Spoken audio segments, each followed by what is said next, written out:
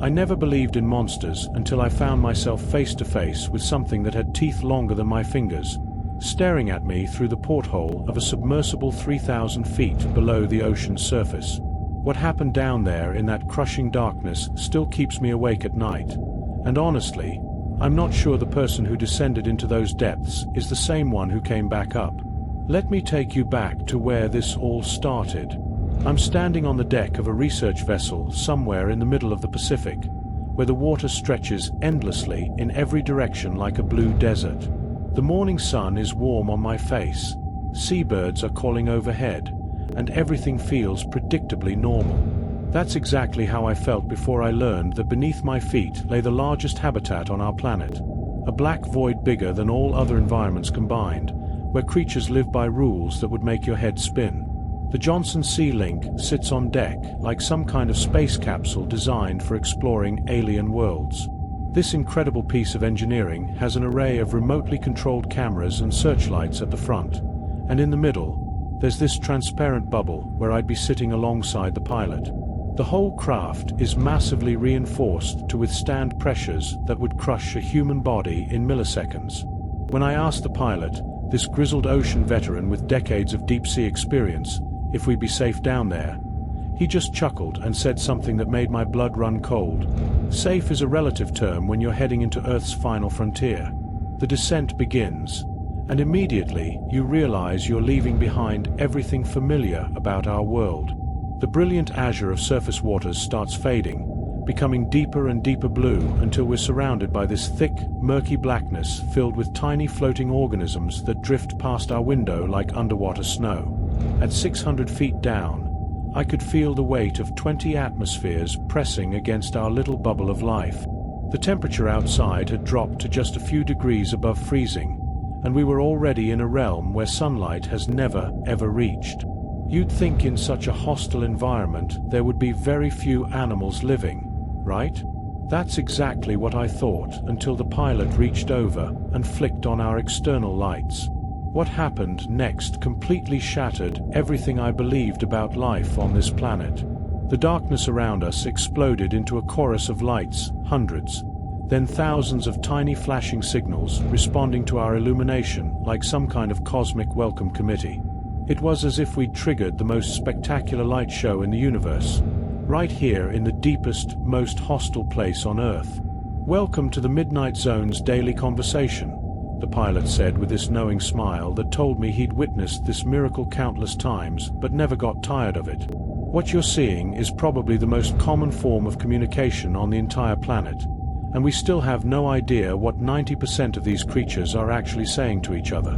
That's when it hit me. We were eavesdropping on conversations that have been happening in this darkness for millions of years, using a language we barely understand. But that wasn't even the strangest part.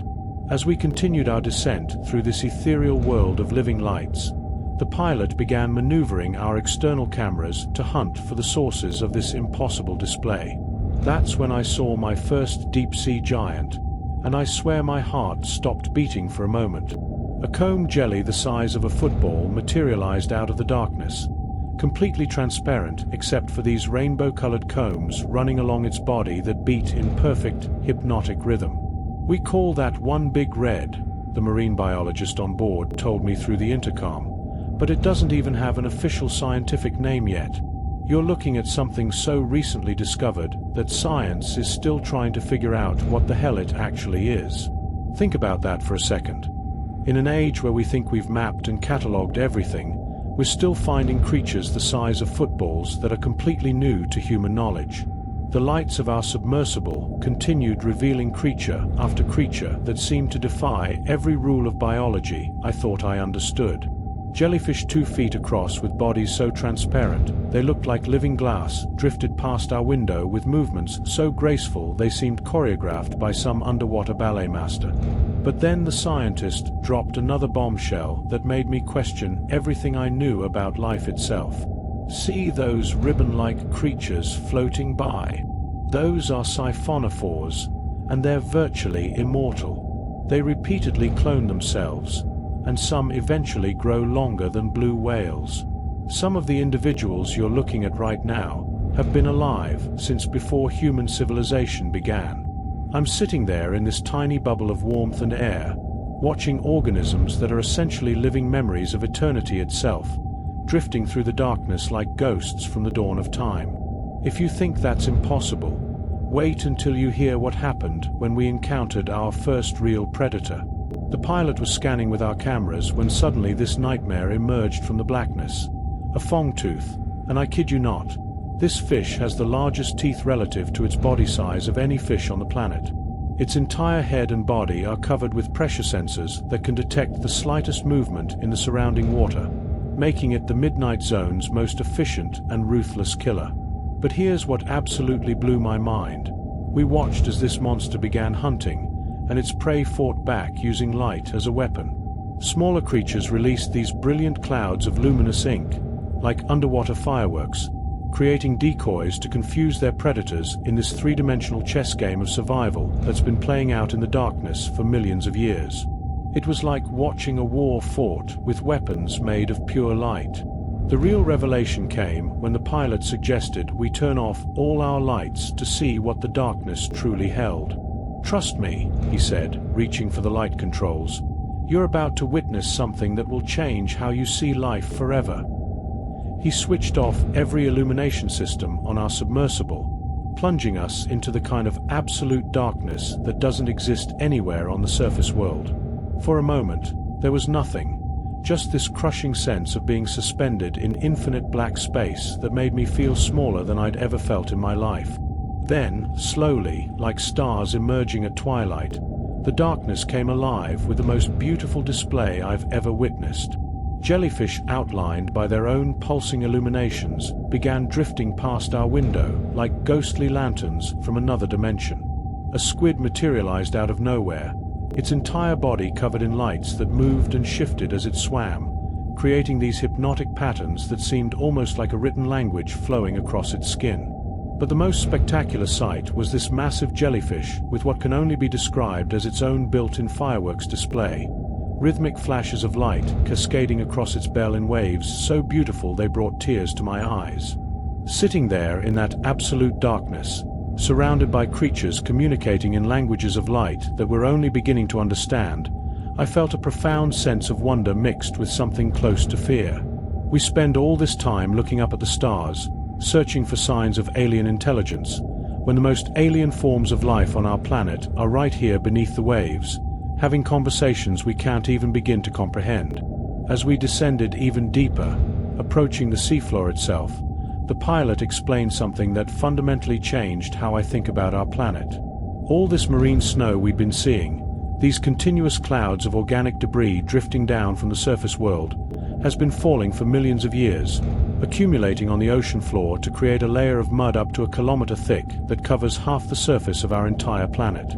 Half of Earth's surface is this ancient muddy plain, he told me, and most people never even think about it. But it's home to some of the most bizarre creatures you could possibly imagine. Down there on the seafloor, we encountered life forms that seemed to have stepped out of a fever dream. The sea toad, this ambush predator with an enormous mouth that has been living in the deep sea for so long that evolution literally transformed its fins into feet to help it walk across the muddy bottom. Watching a fish walk is something that messes with your brain in ways I can't fully explain. Then there was the flapjack octopus, hovering just above the seafloor like some kind of underwater UFO, delicately sifting through the ancient mud with its tentacles while its body undulated in slow, mesmerizing waves. It was like watching an alien archaeologist carefully examining the sediments of time itself.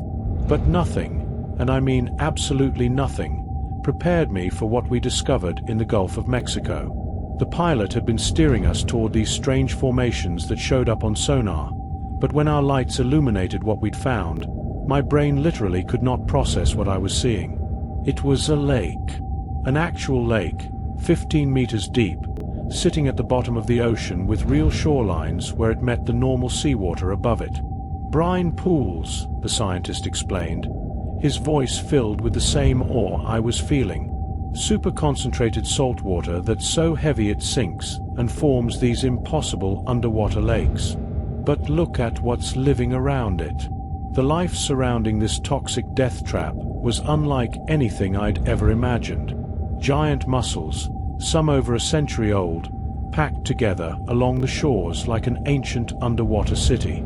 Shrimp and squat lobsters scuttled between them like tiny citizens of this impossible realm.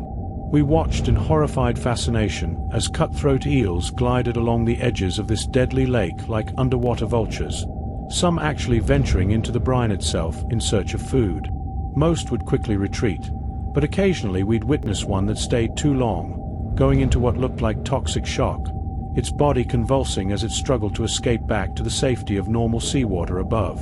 The ones that didn't make it became perfectly preserved in the brine, their bodies joining decades of other casualties that had accumulated around the margins of this underwater graveyard. It was beautiful and terrifying at the same time, a reminder that even in the most extreme environments, life finds ways to exist, even if those ways involve dancing with death itself. As we began our ascent back to the surface world, I found myself fundamentally changed by what I'd witnessed. We'd encountered creatures that communicate in languages of light, organisms that are essentially immortal, predators and prey locked in evolutionary arms races that have been playing out for millions of years in absolute darkness. We'd seen lakes at the bottom of the sea, and fish that walk on feet that used to be fins.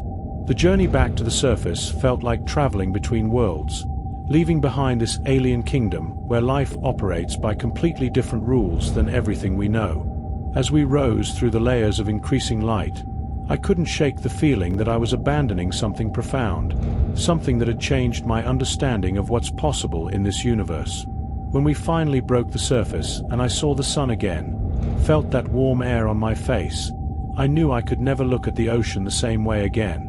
Every time I see those endless blue waters stretching to the horizon, I remember what lies beneath, that vast, dark kingdom where giants drift in eternal silence, where light is language, and where life has found ways to exist that challenge everything we thought we knew about the limits of possibility. The evidence of this incredible world exists in the footage we captured, the specimens we collected, and the scientific data that researchers are still analyzing. But more than that, it exists in the way this experience has fundamentally altered my perspective on life itself. We're not alone on this planet. We're sharing it with creatures so magnificently alien, so perfectly adapted to their impossible world, that encountering them feels like making first contact with intelligence from another dimension entirely. If you've ever wondered what it would be like to meet truly alien life, to witness forms of existence that operate by completely different rules than everything familiar to us, you don't need to wait for signals from outer space. That alien world is right here, right now, in the deepest parts of our oceans, where creatures that science is still struggling to name and understand are living lives of impossible beauty in the most hostile environment our planet has to offer. And honestly, knowing they're down there right now, continuing their ancient conversations in languages of light, conducting their eternal dance of predator and prey in realms of crushing darkness, makes this world feel infinitely more mysterious and wonderful than I ever thought possible.